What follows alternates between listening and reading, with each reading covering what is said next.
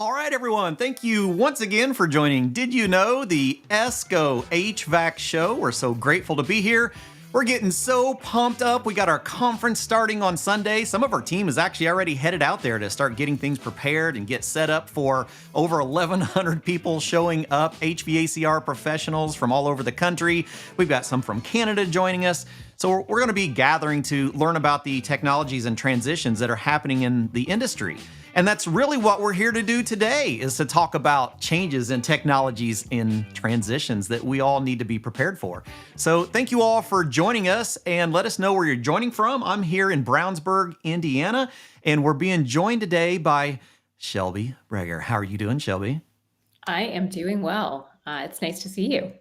So much fun hanging out. We did a podcast here a couple months ago talking about things in the industry, and you are at the heart of a transition in our industry that I'm very excited to learn about, but also a little bit nervous at the same time. So when we start talking about load calculations and then the move on into duct design, a lot of us are very intimidated by that because we've learned on older patterns. I take like myself. So I'm going to date myself here, okay? So I learned how to do load calculations on carbon copy and pencil way back in the days. And then I moved into the service side of our industry.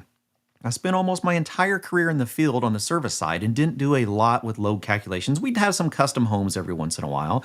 So I was still doing my old school, take me a couple hours to do a load calculation. And that's really been my perspective. Even when I started teaching it in the class, I really wasn't great. I was okay at it. And so a lot of times in our educational programs, we struggle with load calculation because it just may not be the most comfortable thing. It's not like we're working on a piece of equipment that we worked on for years and we know it inside and out. Now, there are some that are very good with the load calculations, but not all of us. So when we talk about tools and innovations, technology, it's kind of overcome our world, hasn't it, Shelby?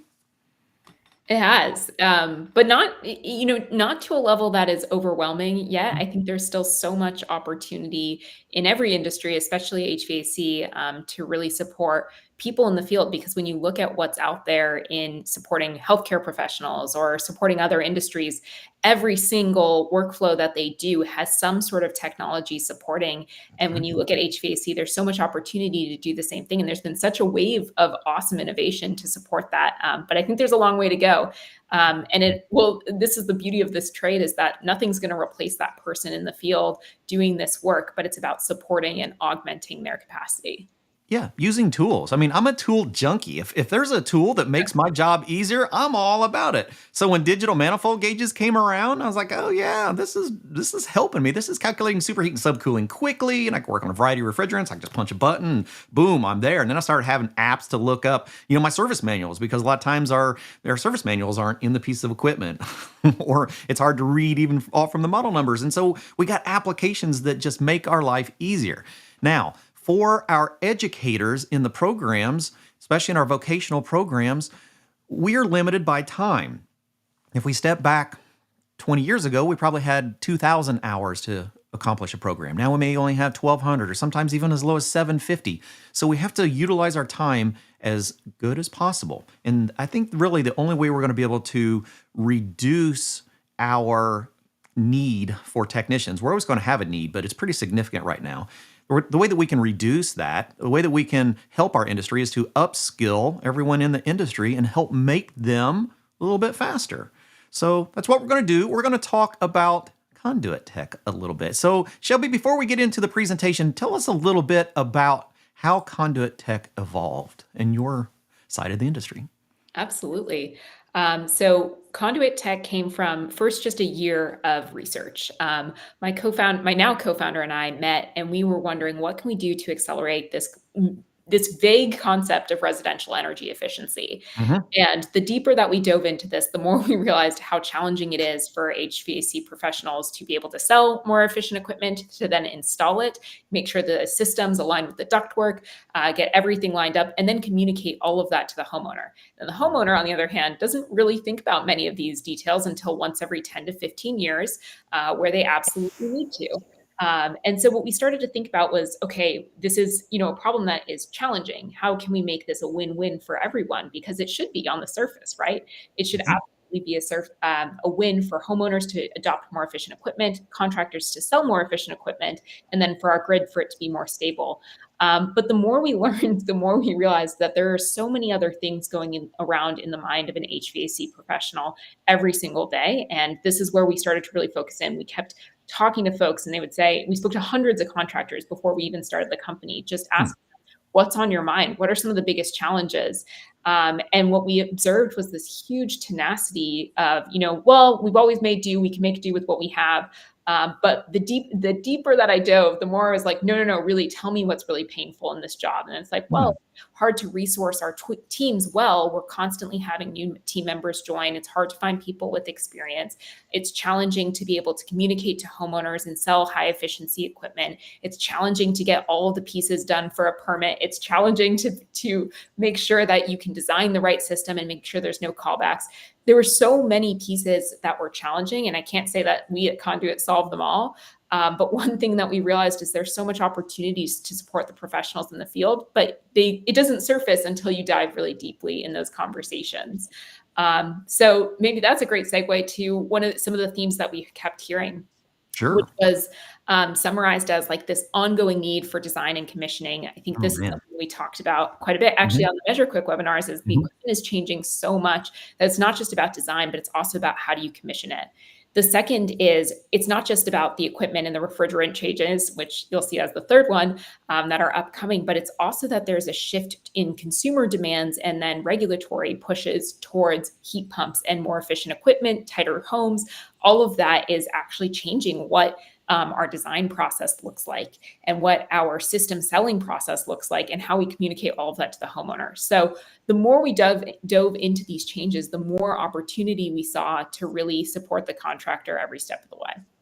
Yeah, all three of those topics we're actually going to be discussing with members of the Department of Energy and a variety of their different partner associations at our conference. Explaining from a very high level that our industry is moving very rapidly and we all have our own duty to stay up to date with what is changing. So everything you're saying here is going to be completely validated going forward. Absolutely. And for us, what we've focused in on is really the system design piece. We Mhm. started with what's the one area we can start with and support, because we don't want to do many things poorly. We want to do one thing to start off with really well, and then keep doing other things really well. Mm. And that's where we started focusing in on is how can you build value around your system design process. We spoke to so many people who are like, one, it's hard to get my technicians to learn a load calculation process, but even if they did, we couldn't spend 2 hours on every single job we do running a load. And it makes complete sense. Actually, I'm just seeing this comment on the screen right now and I can't help but read it. I have to relearn every time. And it's absolutely so true. I went to an 8-hour training on one of the older software programs out there, and I left being able to create a floor plan. And it was a great floor plan, but it's really hard to remember and all the motions both in the software and then the theory. You need both. But being able to tie them together well is so challenging.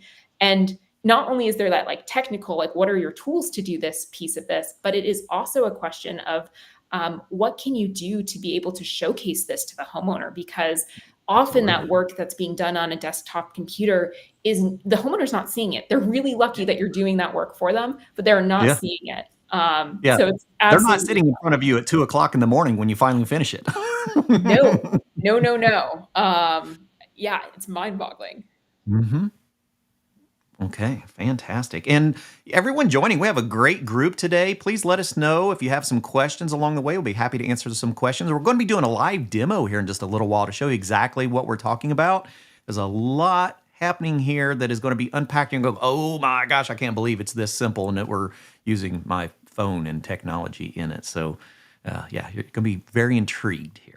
Absolutely. And so delivering on that, so technology can not only help you deliver on the quality, the work that you want to do, but it can also engage your customer as you go. Mm. And so that's what we'll focus on today. Load calculations as a tool to drive customer engagement, the quality work that you're committed to, as well as sales.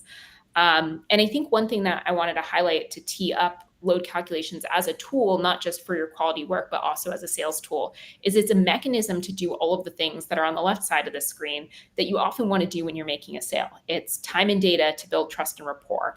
It's a new tool to communicate what your value is when somebody's never thought about how different their HVAC professionals can be, and how high quality the work can be done.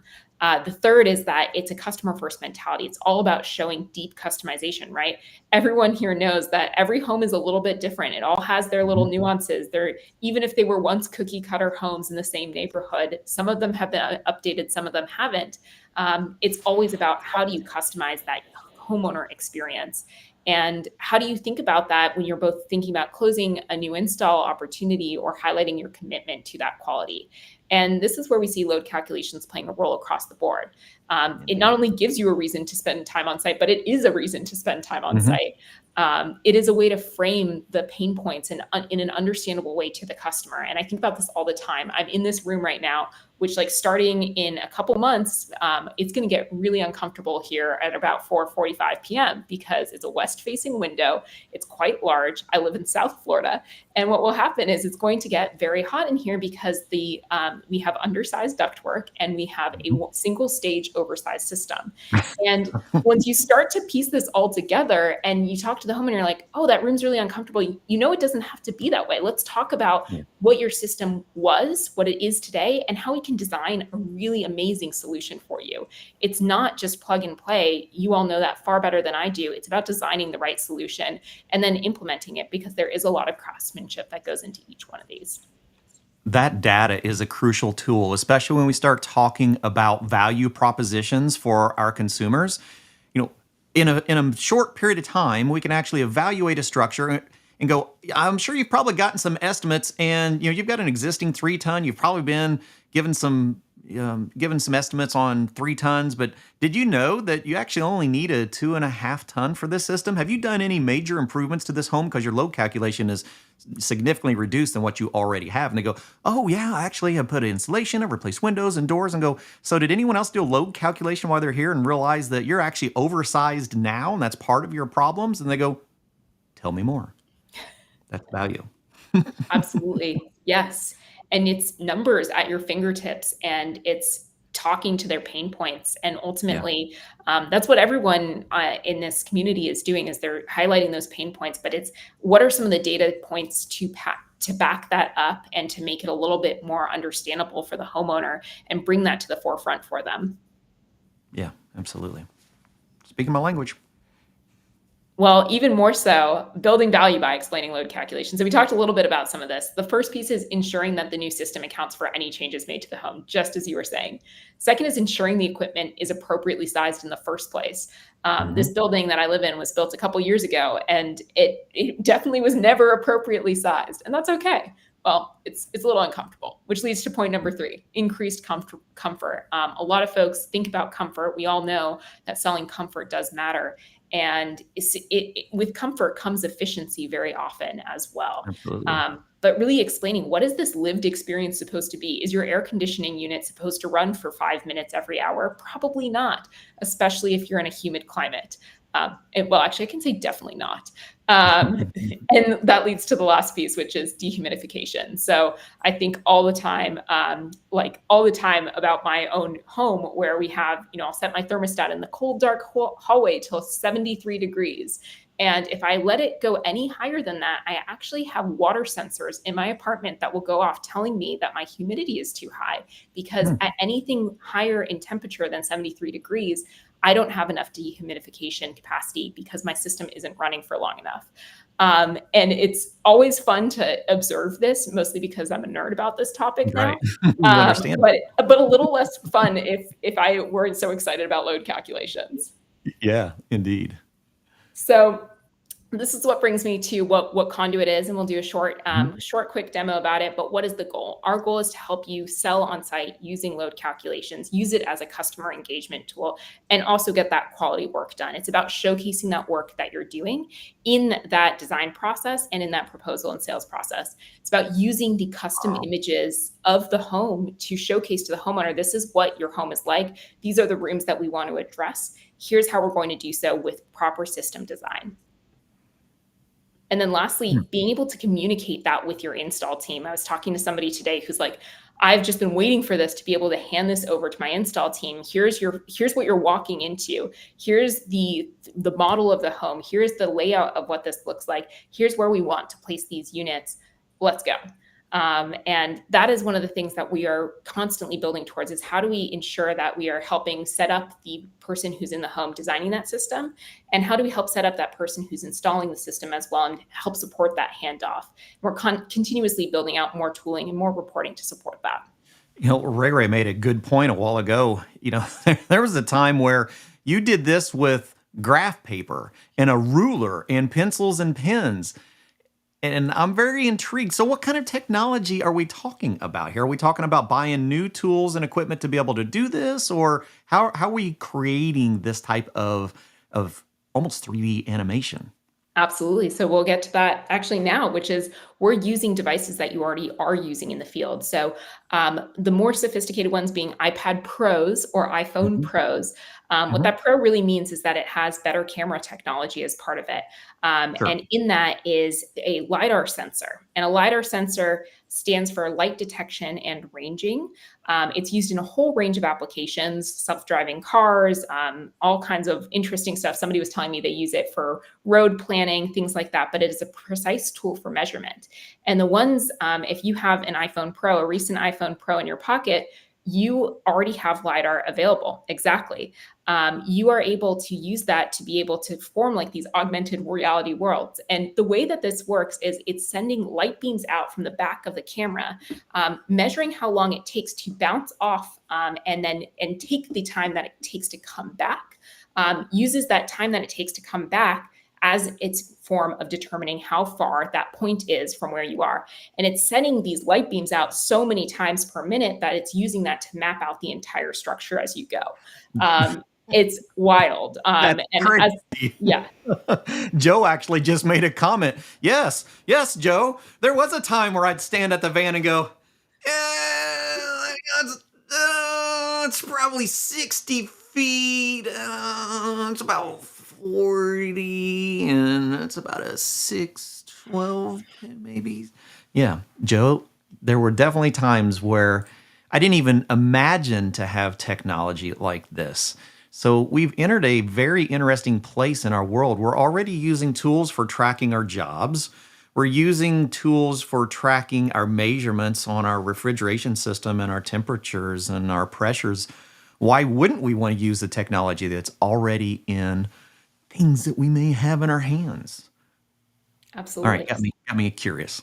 No, let's do it. Well, I think there's no better segue to our demo than this. Okay, well, we'll do that. I will bring these out of here and we'll bring in a video demo and kind of walk us through so we can see. Yes, I'm old school. Yes. All right, so let's walk us through. We'll see what we've got here. I think we're playing.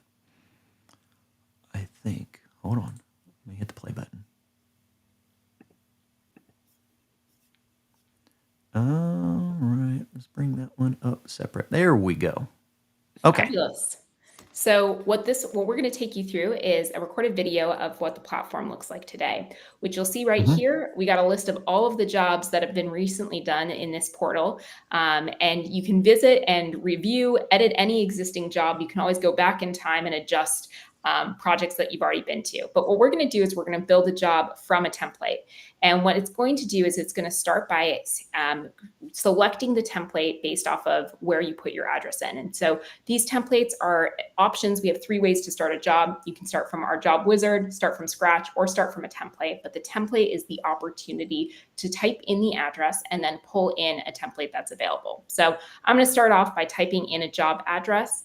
And what we're going to do is make sure we get consent from the homeowner before we continue, just to make sure, we're not taking any photos or videos. We're just capturing dimension data before we move on and then pull in a template. And apologies if it's a little blurry. It's showing a little oddly on my end, but that is okay. This would otherwise be an eyesight test anyways. Right. So we pull in our template, which is going to pre-populate some of our variables here. What it's going to do is it's going to predefine our walls, windows, doors, floors, ceilings. And I've essentially created these templates, which any team can do, to define what's most common in my area, either by time period, by floor type, etc. And we're also going to pull in ASHRAE design data, which you just saw in that pop-up, our infiltration levels right off the bat based off of age. But all of this, we're pulling in information from both property data and ASHRAE 2021 design data so that we can start from the most informed position when we start a job. So we're pre-populating as much as possible, but you can update everything. So you can get as granular as you want before you start scanning. And you can always go back and change it too, which is the fun part. You can always go back and say, we added insulation to the ceiling. Now let's go back and let's actually see what this does to our load. Oh man, yeah, this is a before and after. Amazing tool. Exactly. Ooh. And so this is just going to be a quick clip of what it's like to scan. This will just be a scan of one room. What you do is you start by creating a visual of one wall. And then as soon as you have that next wall, you keep moving around and you see it moves quite quickly and starts to map out as you go with those white lines populating, that 3D model populating at the bottom. And now you're done. So you can accept, you could redo this if you wanted to before moving on. You can go very fast. So it takes me about 10 seconds to do the room I'm in, which is about the same size as that one that you just saw, before we move ahead. That's crazy. Absolutely. So a 2,100 square foot home, going to take about 5 minutes to scan at most. Okay. I should have tried it before, but I probably... You'll try it after. Yeah, I wanted to wait because I wanted to walk into it like everyone else is walking in right now. And I'm sure there's a lot of people out there going, are you for real? Absolutely. Well, then the last piece is you have your reports. So Yeah. you have both a customer facing report and an ACA certified manual J report, but we got our 3D model, our 2D floor plan, and our loads. And then on our manual J report, you'll see the wonderful powered by ACA manual J logo at the top and all of our summary details. Are you serious? Yes, indeed. I take no credit for it, though. That is just our incredible engineering team that drove that forward. Okay. There's going to be a lot of... I'm already got... Ray's got a good one. So like windows. So it's when you're going across a wall, it's actually looking at probably reflections through the glasses and it's validating like dimensions of windows.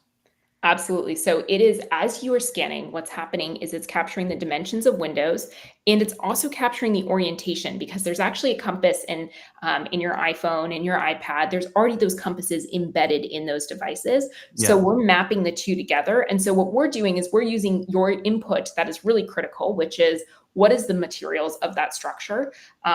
Is it double paned? Is it triple paned? Is it, is it low E?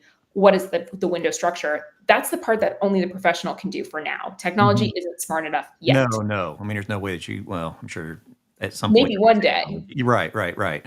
But we'll give you the assumptions and defaults based off of age. You update them. And then all you need to do is scan that window. We'll map the orientation, the sizes, and those window attributes all together for you. I was going to see if I can rewind this real quick. And I think I might be having some internet issues.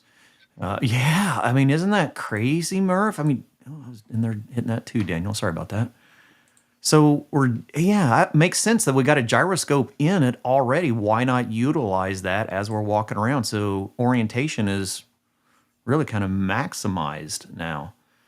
Because I've seen some early technology that could do some LiDAR mapping, but it wasn't very accurate. Had to be on a tripod, had to be very balanced. It was... not a easy system to work with. No, it certainly was not. And I think the other thing is that it was expensive, right? Yeah. Oh, incredible. Matterport is a phenomenal company that builds some really cool technology, but it's not every day can someone afford a $3,000 device that they carry around with them. And we all make the choice to buy, the $900 iPhone that we finance through our cellular companies. But that's the one that we already are making the choice to buy. And I think that's where we saw a huge opportunity is built for the technology we're already carrying in our pockets. And hi, this is Bress. The most use of it. Absolutely. I got to go back and I got to watch that again if I could bring this up because that was quite intriguing. All right. While I'm trying to bring this up, any questions out there that you would like to ask Shelby? Because I've got plenty going through my brain, but I actually want to see that thing in action again because that was, incredibly intriguing to see how we're simply using modern technology in our phones, in our iPads, to be able to do LiDAR scanning of our rooms. All right, I think it was past here just a little bit. All right, and so we are app-based, Shelby? We are app-based, exactly. So you leverage just an app download on an iPad Pro right now. We are releasing an iPhone version soon, but this enables you to be able to scan that structure using those devices that are already applicable.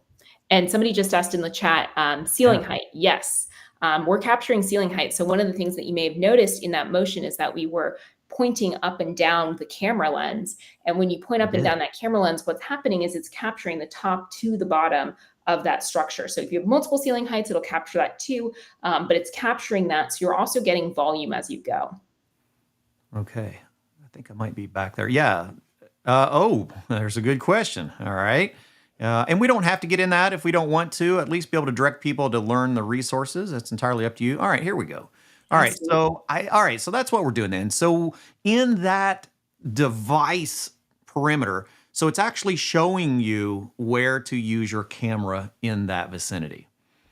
Absolutely. So it's going to coach you to create that first wall. And that's what I always do when we're training our users how to Yeah. get comfortable with scanning is you want to create like one wall. So you want to start from top to bottom and then you want to create the rest of that wall, move it around the room. And that's what you're seeing in this video here too, is first she creates one wall. And then as soon as that wall is done, you keep moving.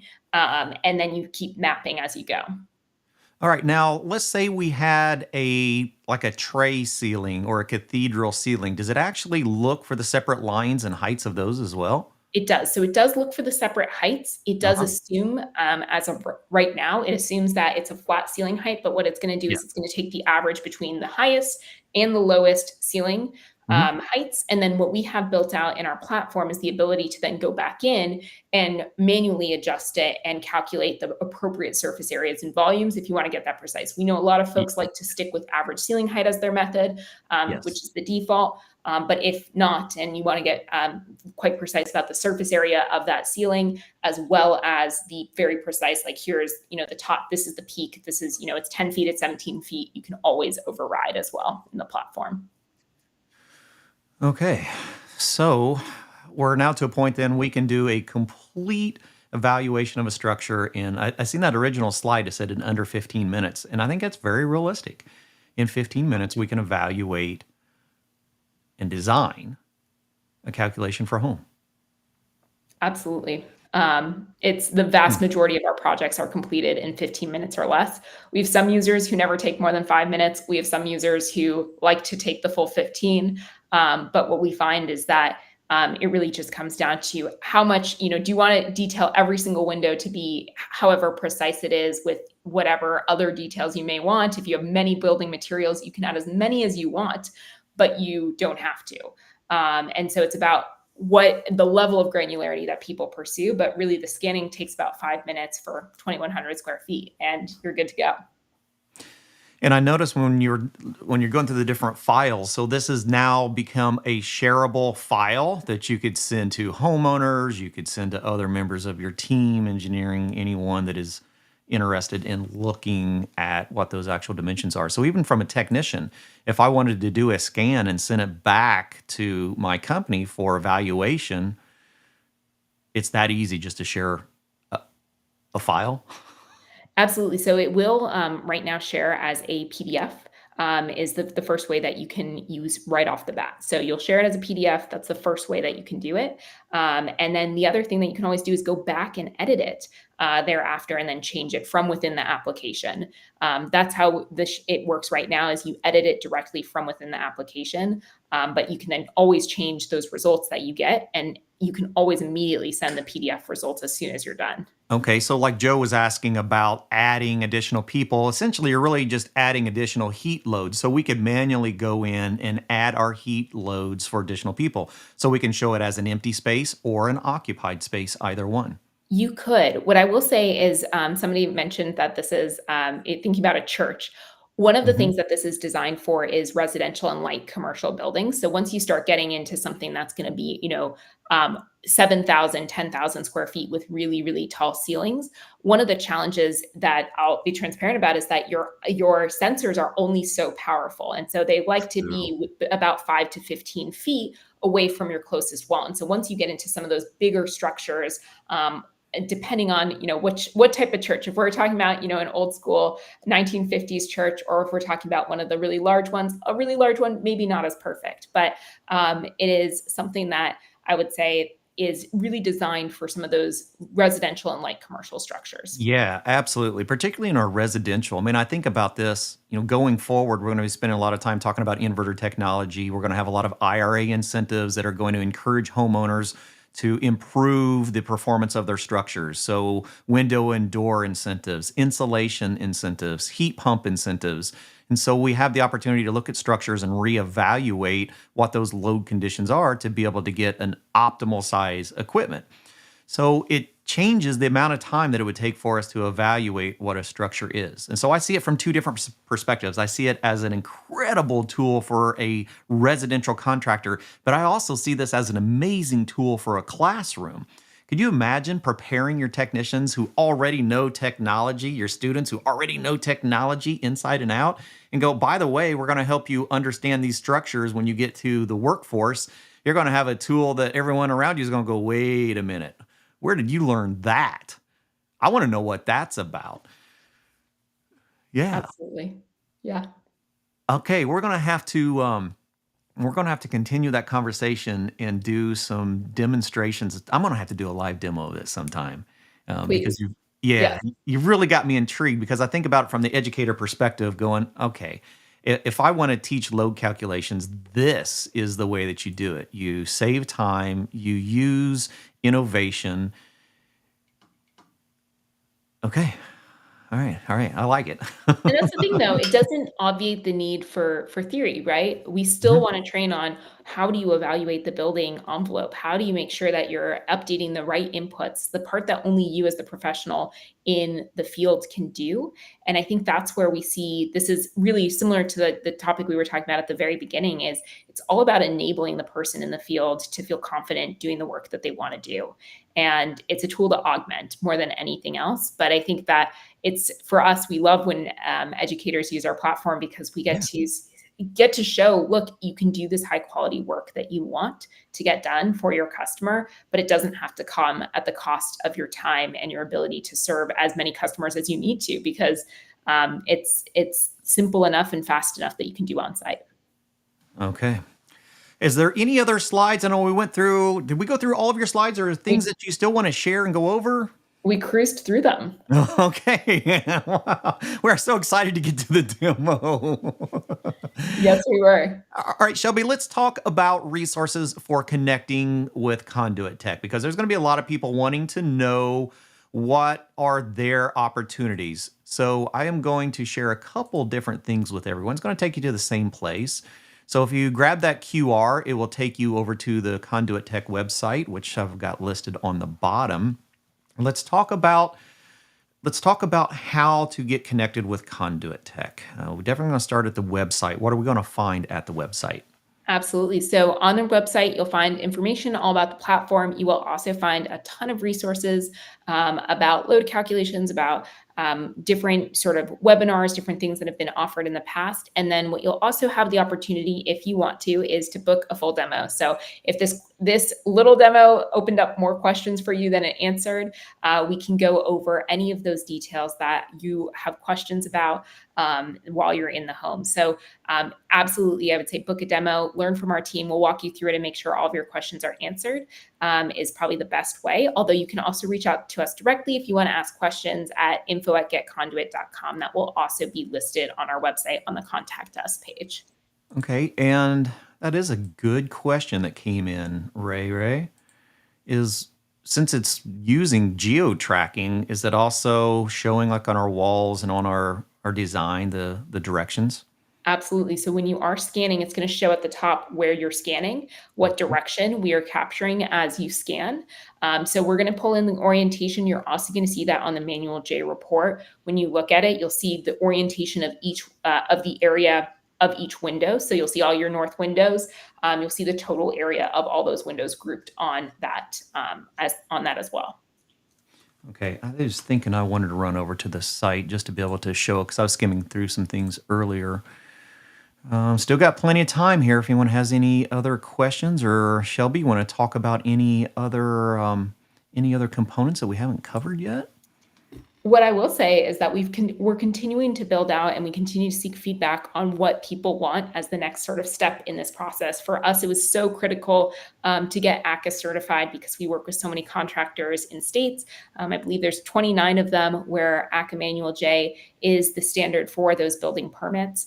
But we are continuously building out the features and functionality that we add onto the platform, including new visualization tools to help envision where a mini split might go in on your walls, comfort surveys that are Ooh. built into the platform. So we have tons of new tools that we're continuously releasing to really help the professional in the field stand out on site, but also show to the homeowner what it really is going to be like when they come in and install. Yeah, I love the idea because we're going to see a lot of ductless applications. So now you're working very closely with ACA. So this is our home page. And I noticed on there that you have the announcement for the press release. So tell me about that integration, if there's a little bit more. I know we've mentioned it a few times, but how the software actually integrates into our ACA program. Yes. So what we did is well, I say we, but it was our incredible engineering team built over 200 product features to be able to submit for ACA certification. And what that meant was our team became an expert at reading the Manual J textbook and really translating those words into code. And what we now have is have gone through a rigorous process with the ACA team, and we are super grateful because we received the Powered by Manual J approval from ACA, so that all of our reports are certified. And so that means that when you are submitting for a rebate in places like New York, Yeah. Massachusetts, Colorado, California, you can use our reporting. And it also means that in places where you're just submitting your local permit for your retrofit project, you can also do that as well, and you can use the outputs of this report as part of that because it will be compliant. And that was one thing we really realized from our early customers was how valuable that would be to them. Yeah, that is definitely a big tool going forward, is being able to implement that directly into that process, because we're going to see a lot more things from ACA, especially when we talk about quality installations. And so now we actually have a validated software we can just upload right into it. Absolutely. Paul had a good question too. Is so we seen the demo of how we're bringing all the walls in the rooms into the structures. Does it automatically integrate, or do we have to manually integrate the rooms into the final um, 3D Good animation? question. We merge them all for you. So Hmm. you would scan each room. If I were scanning this apartment, I'd scan this room, then I'd scan the next room. I'd scan them all as separate rooms. That's probably going to be the most accurate, though you can scan multiple rooms at a time. But I'd scan all those rooms separately, and then I'd hit merge, and they'd all merge together for me. So they'd create one full floor plan at once. Okay. Now, do you have a list of tools, of phones and tablets that are capable of doing this? Yes, I do. I only have it in email form, but I really should put it Okay. on the website. So that is a great learning for me. But if anyone is curious, I can comment them in the show notes, and I can also share them directly if anyone is curious about learning more. Definitely. Yeah, Ray, that is such a good point to discuss, is that, if you're in my state of Indiana, we don't have HVAC license. We have a few cities that have license, and very rarely is there an inspection. But there are states and there are cities that do require manual J reports when we're doing system retrofits and system designs.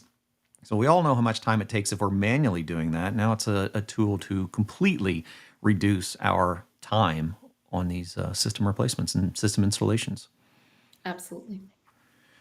Okay, that is a lot of stuff to go through. So Is there any other final questions out there? I did have a special guest that was going to be joining us about this time to talk about a couple things at the conference. Let me do that real quick. Let's talk about what's going on at the conference. So, starting on Sunday, we have the National HVACR Education Conference in Las Vegas. We've got just over 1,100 people that are going to be joining in to learn about technologies and innovations, where the industry is going. I mentioned before, we've got DOE. It's going to be discussing the different ways that our industry is changing. And then we're also going to be talking with our equipment manufacturers. We have a lot of equipment on hand to see where the industry is moving to and where our programs need to be.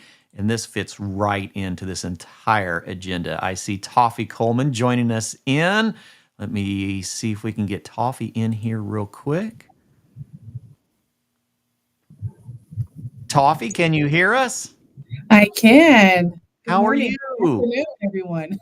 Yeah. How are you doing today?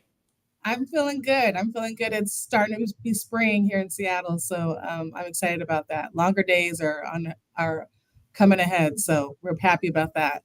Exactly. Now, Toffee, are you going to be joining us at the conference? I sure will. Flying in on Sunday, and I'll be there all the way through the conference until Tuesday night.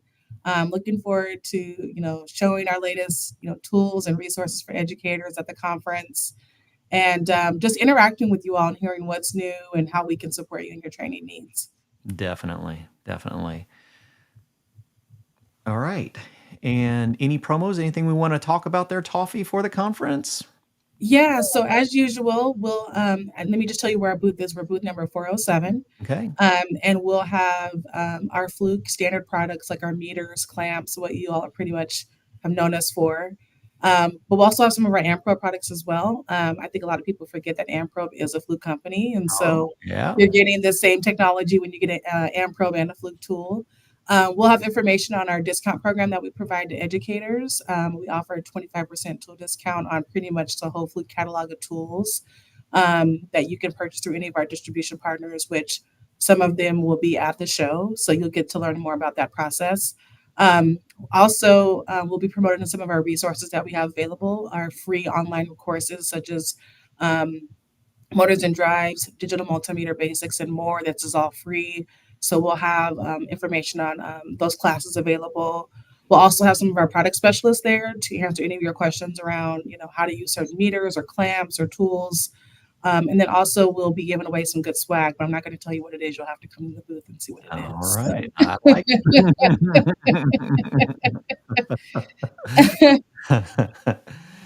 All right. Well, this has been a lot of fun. Got to learn all about new technologies. We're going to see some more at the conference. I think that's about a wrap for the day. Any departing words as we prepare for this exciting next few days, almost like 4 days of education? I see some comments. From my side, I would say www.fluke.com/educators is our website where you can learn about our program and resources available. And just that, have a good time, network. I always tell people that, there's so many different needs and we're here to help you. So don't be afraid to ask. Don't be afraid to say what you need and ask for support because it's always a yes. It's just a matter of what. So don't be afraid to come up and ask questions and see how well we can do to support your needs. So. All right. Sounds good. Look forward to seeing you there. Shelby, I can't wait to see you in the near future sometime at a show, do some more demos. 'Cause I've got to test this out. We might have to do like a live walkthrough sometime soon. I see that one coming. Absolutely. I look forward to it. All right. Well, thank you all for joining us once again on Did You Know, the ESCO HVAC show. I think we're going to take next Thursday off since we're going to be at the conference and it's going to be crazy. People will be flying back. So we're going to take one for a break and then we will see you all the following week here at Did You Know, the ESCO HVAC show. Bye, everybody.